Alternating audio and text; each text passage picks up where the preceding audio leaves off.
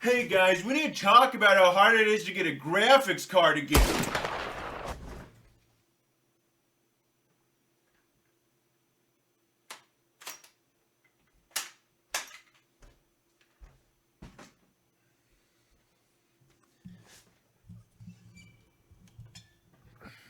Don't worry, that was a toy.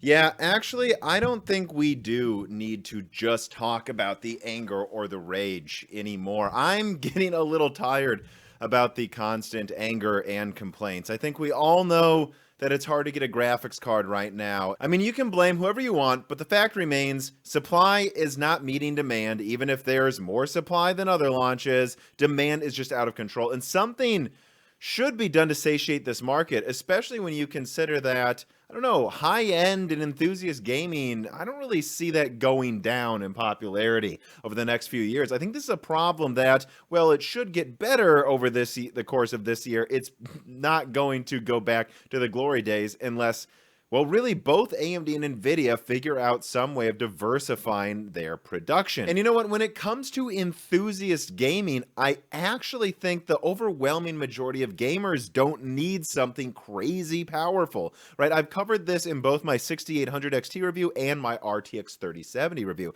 It is my opinion that 99% of gamers would be happy with the visual quality, something like a Vega 5664 RTX 2070 around there, you know, just below an RTX 2080. That level of performance is effective at running 4K 60 with like medium to high settings, or 1440p above 60 frames with really great settings. That's the image quality I think most people would be happy with, but they just want to get a hold of it. And so that's why I would propose AMD make something called the RX 6490. If you think about it, I came up with the 6490 moniker with the idea that Navi 23 is likely to be used for the 6500 XT, just like they used a smaller die for the 5500 XT. And the 5500 XT from RDNA 1, that's about RX 590 performance. So if we were to think about where some kind of 6500 XT from Navi 23 will be, probably around a 5600 XT, right? And so I'm proposing basically that what AMD would be able to make on some other outdated node, whether it's some kind of Samsung 10 nanometer or Global Foundries 12 nanometer FinFET, I really think they could get you to about 4856, kind of either a newer version of Vega or some kind of hybrid RDNA architecture card with 48 or 56 compute units and a 256-bit GDDR6 bus. You know, it would probably be a lot less efficient than the Navi 23 6500 XT above it, which would probably be a card using around 150 to 200 watts. You know, maybe this uses 220 watts or something.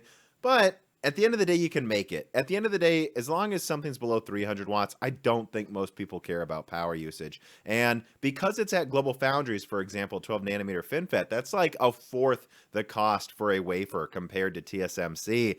And yeah, I really think they could make that card. God knows they'll probably make the 6500 XT something like $250 or $300. They can make this for $200. And God, you cannot tell me if there wasn't some $200 card out there right now with the equivalent of Vega 56 performance and some of the newest features that people would buy it. I think people would flock to it. And if you could produce it from another foundry than TSMC, you could maybe help keep the market satiated. So why isn't AMD doing this? This is something I actually looked into pretty deeply here. And the first thing I want to talk about is, of course, something I brought up many times, how expensive designing a die is, right? This idea really only makes sense, if you think about it, in extreme market conditions where demand is out of control.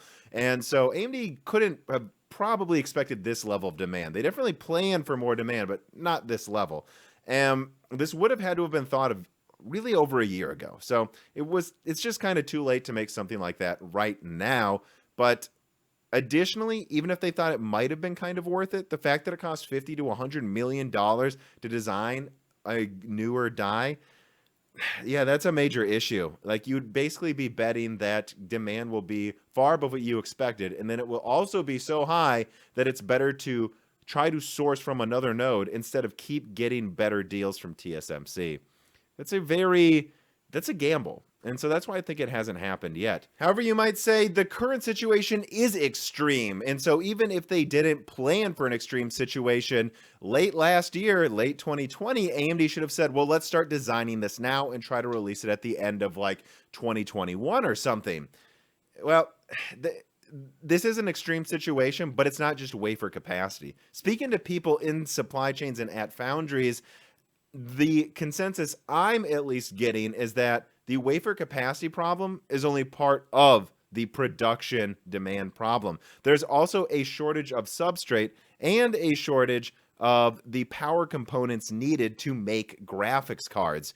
So even if you were to just solve the silicon problem, both TSMC and Global Foundries and Samsung are bidding for a lot of the same parts right now. And TSMC is outbidding people. So it's not really a guarantee you get as much more supply as you might think you would. And additionally, AMD and a lot of GPU makers, at least for gaming cards, are getting outbid by automakers. Remember those videos I did and Gamers Nexus did talking about how expensive Ampere's BOM is because of the elaborate boards they were using? Well, yeah, it's a problem if a graphics card has an extra $100 or $200 added on top of the BOM. That massively cuts into profits when these graphics cards typically, or at least they used to, only cost about a few $100s to make, even for the highest end cards. Well, a few $100, that's nothing for an automaker. Like, I used to work at General Motors, and I worked with people who made the BOMs for $20,000 cars. I'm telling you guys, the computer systems that go into those cars are a fraction of the overall BOM. Everything else is the engine, or if you're an electric car, the massively expensive batteries and body and whites and chassis. That's where all of the cost goes. You know, if you were being told, right, for instance, they're going to use Navi 23 with Tesla. If Tesla was told, hey, your production line is going to be shut down for a day due to a delay in shipments in Navi 23s, Elon Musk's going, no. We'll pay $1,000 per chip to not have to incur the massive losses of shutting down a line for one day. Just give us whatever's going to go to AIBs or gamers now. We will pay you that much more. We will just buy it out from those companies. You know, the automakers have the money to really bid up things, even if they don't do it exactly that way, because it's such a minor part of their costs. And so that's another big factor going on right now, and why there's just a lot of erratic shipments of the latest graphics cards. And so all of this is to say, all of this part of the video is really is to outline how I see a lot of people in the comments saying this was easy to plan for or easy to solve the current demand problems. It wasn't. It really wasn't. And so something like a 6490, just clearly based on the people I've been talking to in the industry, it doesn't make sense right now. But what about in the future? What about something like an RX 7490? You know, some outdated node to make the type of card I'm describing below an RDNA 3 lineup that's mostly on 5 or 6 nanometer. What about that? Well, I reached out to Daniel Nenni, friend of the show Broken Silicon and foundry expert and founder of SemiWiki.com, to get his take on the situation. Let's listen for a few minutes. To just pick your brain because, I mean, you're one of the obvious people to ask a question like this that I feel actually knows what they're talking about. Sure. What do you need? Oh, let me ask you this. Do you think, because there really is like $50-100 million design costs in making any new hard design for a die, you know, that's why they can't just spit out a bunch of different options all the time if you're a smaller company.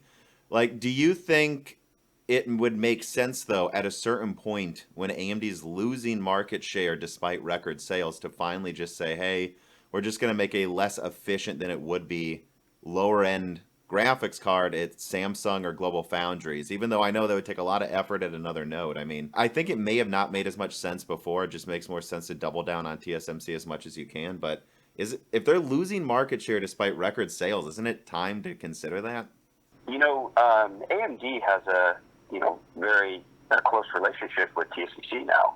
They used to be exclusive to Global Foundries due to the acquisition, due to their spin out of AMD and such. But they're really on the inside track with TSMC. Yeah, you're saying because AMD is in such good relationship with TSMC, and because they have put so much of their effort working with them right now, in the future, right, either they should just ask for them to build more fabs or just try to get more capacity on another TSMC node instead of going outside? Absolutely. I mean, they already have a wafer agreement. Why replicate that someplace else and risk, upsetting your number one partner? The other thing is, if you are designing at two separate fabs, those design teams have to be sequestered.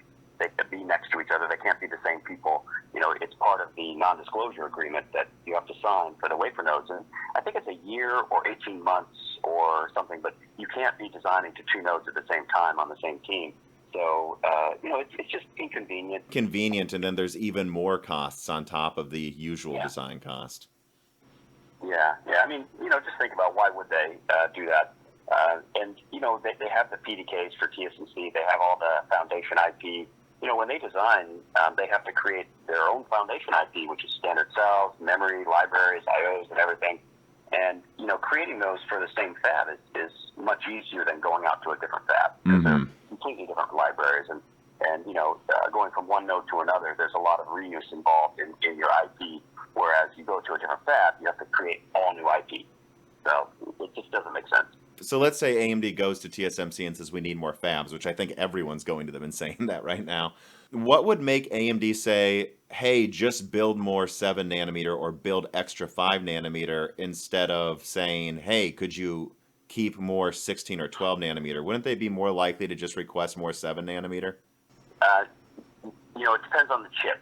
So is the chip, performance dependent, or so if you can get your chip into 16 nanometer, it'll be cheaper and it'll be easier because what happens is TSMC builds all this fab space for Apple, right? Well, the first one to get it, but Apple doesn't stay on a process node very long because every year different node, right? New products, and if you look back, there's not a lot of Apple products on the older nodes. Like Apple was one of the only ones that used 10 nanometer at TSMC. And right now, TSMC has 10 nanometer revenue because Apple left. Rather than going from 16 to 10 or from 12 to 10, they just go from 12 to 7. So Apple leaves a huge weight, right? A lot of fab space available. I don't think they're going to have to build more 7. I think they have plenty from Apple because now Apple's on 5, and then they're going to be on 3, right? Actually, they're on 4, and then next year they'll be on 3 or whatever. But, that's how it works.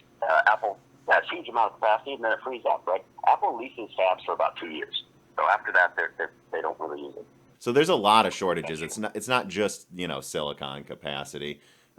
So what I'm proposing, this idea of like a Global Foundries version of RDNA or something, certainly doesn't make sense in the short term. But I guess in the long term, it kind of sounds like it just makes more sense to just, tell TSMC, make as much of that 5 nanometer as you can, because when Apple leaves it, we will take all of it, right? That's really just basically what they want to do in the future. Absolutely. And, you definitely want to mention the IP involved because creating IP for TSMC is much easier if you're, going from one node to the next, because again, there's a lot of reuse. But if you go to another node, you have to redo all your IP. I mean, there's a lot of IP that Apple uses or AMD or Intel. And so they have to have a whole IP team for the next process that they're doing. And, again, you can't have the same IP team doing TSMC and Global Foundries, right?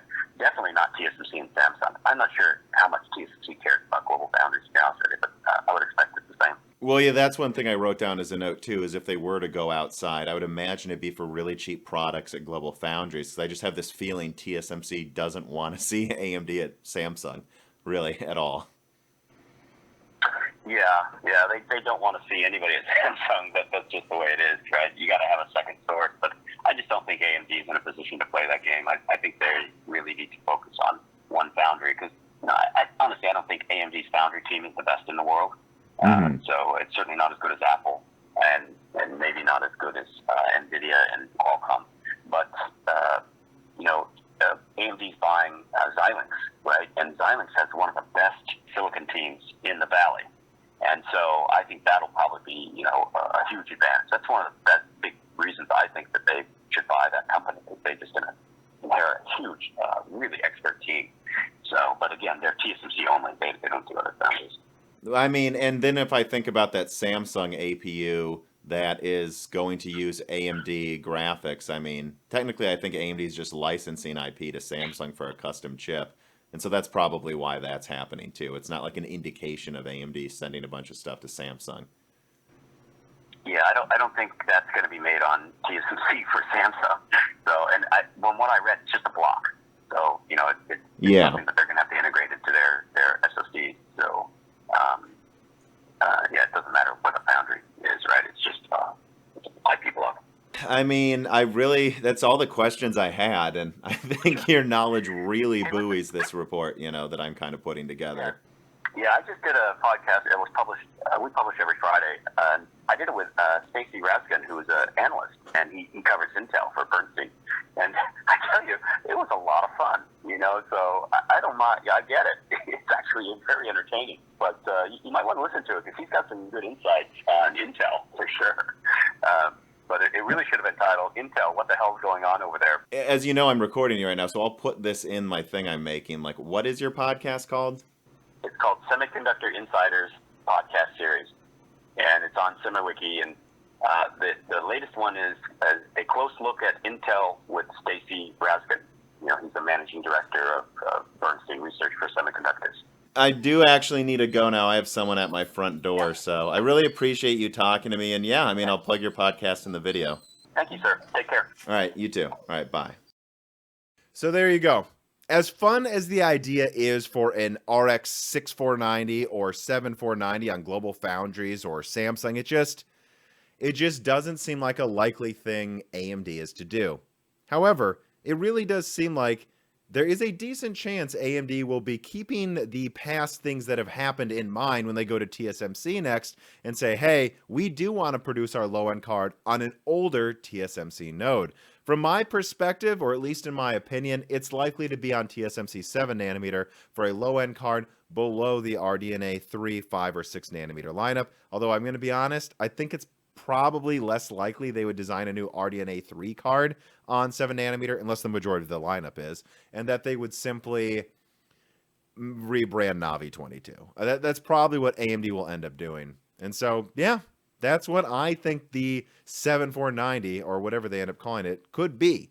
Not something from Global Foundries, not something from Samsung, but probably just something from AMD's best friend right now, TSMC, on one of their older nodes, to use up some of the capacity that goes away as people like Apple migrate to the newest node. And actually, on another note, I really feel like we need to talk about Nvidia for just a second here. They were perfectly positioned, in my opinion, to try to solve some of the demand problems by manufacturing either a rebranded RTX 2070, you know, you could call it the RTX 3060 SE, 8GB. It would be something where maybe it's just slightly cut down and like a little weaker than a 3060 with just 8GB of RAM, but you could sell it for 300. And if it's in stock, that would really help the demand problems. Or they could have just, I guess, dropped the price of the 2070 to 300 and keep making it.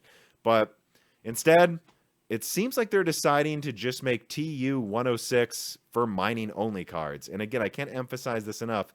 Those mining-only cards, even if Turing, they could have made them gaming cards like the 2070 and hoped some gamers get them. But instead, they're just going to make it so no gamer can use any of that capacity, ever. Thanks, Nvidia. And don't worry, it would not surprise me if AMD does something similar eventually. And I don't know that I'd care too much if it was like an old RX 590 mining card, but if it's just producing RDNA 1 for miners directly by AMD, not an AIB doing it on their own, yeah, that'll annoy me a bit. But what can you do? That's the current situation. You know, in summary, the reason we're not seeing AMD go outside to Global Foundries or Samsung is they're just so buddy-buddy with TSMC. They have so much IP involved, and it costs so much to design a new die that going to another node, trying to share, like, have separate design teams and, like, move IP without violating their agreements with TSMC, all of those costs on a different node with a newer architecture, it just doesn't really financially make sense. But it might make sense to use more of TSMC's older node officially in the lineup from the beginning in their next-gen cards, and that should help in the future. And furthermore, I just don't see AMD really leaving TSMC anytime soon. And when it comes to Nvidia, yeah, I don't know. I know a lot of people think that they'll just make some of their dies at TSMC. I think it's more likely they just make new dies for new architectures at TSMC and then rebrand older Samsung ones so that you don't have to incur those massive design costs and worry about the IP issues. That's what I think is going to happen. That's what I think is what's going on now. And I really hope you enjoyed this video. I had a lot of fun making this one. I think it answers a lot of questions, or at least tries to explain a lot of the current situation for people. As always, please see if you're subscribed. If you're not, if you enjoyed this, consider subscribing, ringing the bell button so you don't miss future videos, and liking and of course sharing this video. That really helps in these times that are pretty trying for tech tubers right now. And of course, if you have the extra money, just a couple extra or like $4 or whatever you can spare a month, consider supporting us on Patreon. You get tons of ad-free exclusive content every week, the ability to support questions for guests like Daniel Nenni, for example, and a lot of other perks as well. Look for us there, and as always, thank you for watching.